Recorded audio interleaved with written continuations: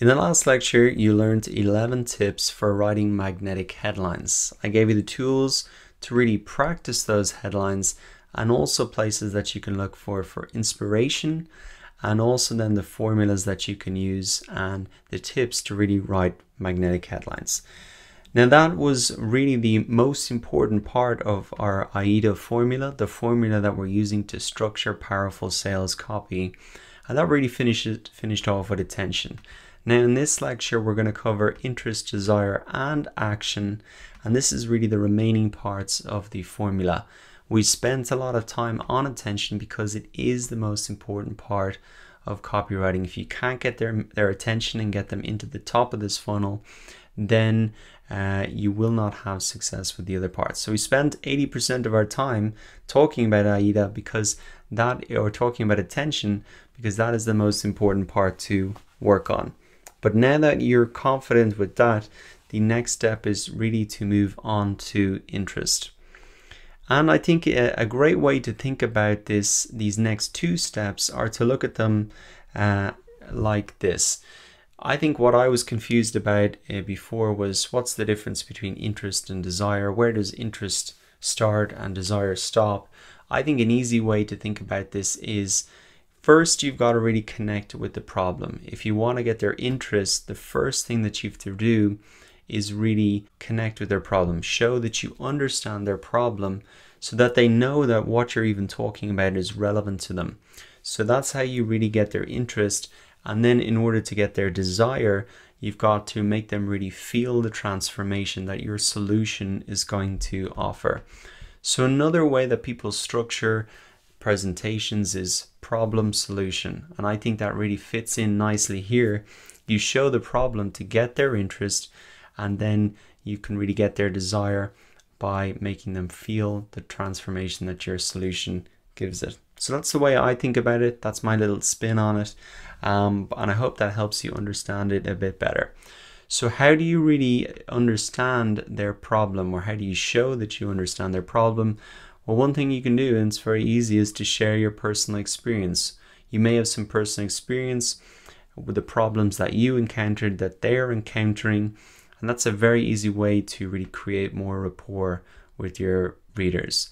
Another thing that you can do is share customer stories. Like you could be selling a piece of software, and you could say, Mary, who's a manager, was having XYZ problem, and they can really identify, yes, I'm similar to her and I have those problems as well. Another thing that you can do is really share fictional stories, so you can make it entertaining and use humor. And one good example that I came across before that did that is this article here, the headline, how to develop your buyer persona and reel in better customers. And he gets straight into it with a very interesting question, and then a kind of a story, a fictional story, to really keep your interest. So he talks about, if you wanted to catch a fish, how would you do it? And then he really talks about the problem. Well, you could throw a line in the ocean and hope for the best. And that is really the problem that people have in terms of developing the buyer persona, not having a strategy or a way to do it. And so he sets up the problem, helps you identify with it and understand it, and then he goes on to give the solution later on. Now, another way that you can really show that you understand their problem is to share other people's stories. Here's a great example of that.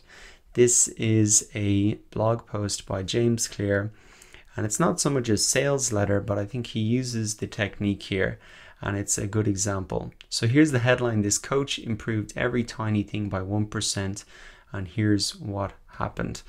So in 2010, David faced a tough job.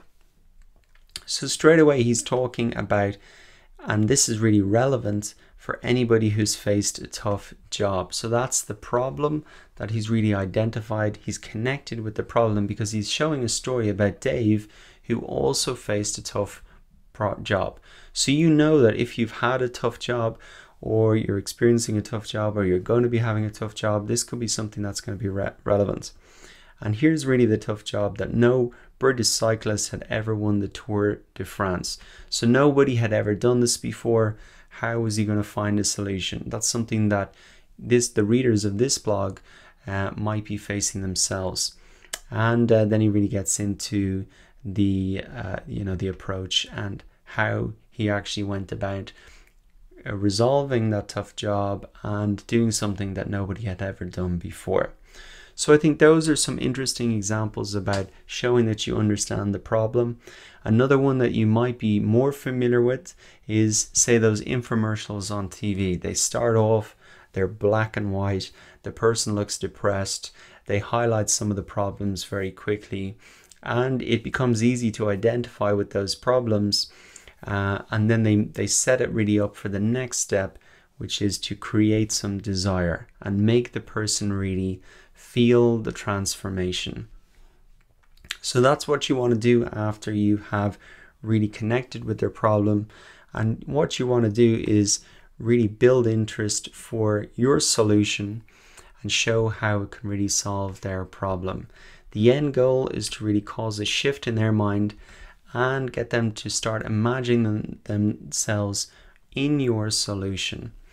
And I think one common mistake when you're trying to really make them feel the transformation is to sell the product features rather than the benefits for the customer. So if you really want to make people feel that transformation and what the solution feels like, talking about the product features is not really going to help them do that. For example, there's a famous drill example. People don't buy a drill to have a drill. They buy a drill because they need a 3/4 inch hole in the wall. That's really the benefit for them. And even going further on that, they buy a drill because they want to fix things around the house. They want to feel like they have those skills. And for a man, it might be they want the wife to compliment them and to feel like a handyman. So those are some of the benefits, and the point there is really to focus less on all of the great things about your product and more about how the product will make the visitor's life better and how it will make the visitor really feel. And I think that goes back to some of the very basics of marketing. It's really all about them and what you can do for them. It's not so much about your product and how great it is. It's all really about them and the solution and the transformation that it can make for them. So that really, now once you've presented the problem and you have showed them the solution to their problem, the next step is really action. This is the final step in the AIDA process. And what you want to do is really lead your readers to action. The CTA, the call to action, is the final instruction for your reader. You've worked hard by now. You've got their attention, you've hooked their interest, you've created desire. So isn't it appropriate really to ask for action now? And here's really 5 tips to create an irresistible call to action. The first thing is really to have a call to action, and not only have it, but have it on every single page. Everything that you should write should have a call to action. After all, you're creating that content for a specific reason. So what else I would suggest is to start with a command verb like buy, shop, order, download, subscribe, watch, share, fill in the form, find out how, and really direct people with a command to what the next step should be. You can also create some urgency and use some discrete measurements of time in your call to action. Phrases like click now, try our software today, offer expires in this date, and to show them really how easy and immediate some of those actions will be. One other tip is to really use contrasting colors to draw attention to that call to action, and that can be simply something like a bolded piece of text, or you could actually add in additional colors to really make it stand out. The final tip is to really use a no obligation statement that removes or reduces risk. So I'll give you an example of this plus the other tips here, and it's really from Udemy itself. They use a call to action called take this course rather than buy now. So here's an example of that. It's actually a free course. So this is start learning now. So they're starting with that command verb.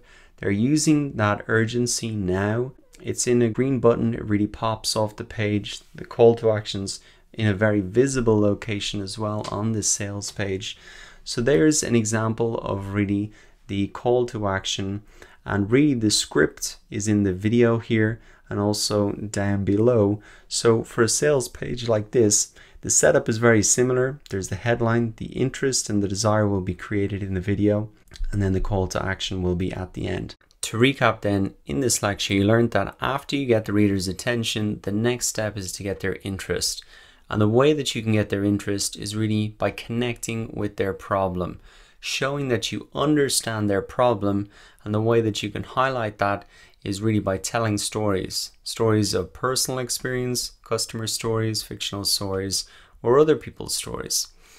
After you have their interest and have identified the problem that they have, the next step is to start to show them the solution and really get them to want and desire the solution that you have.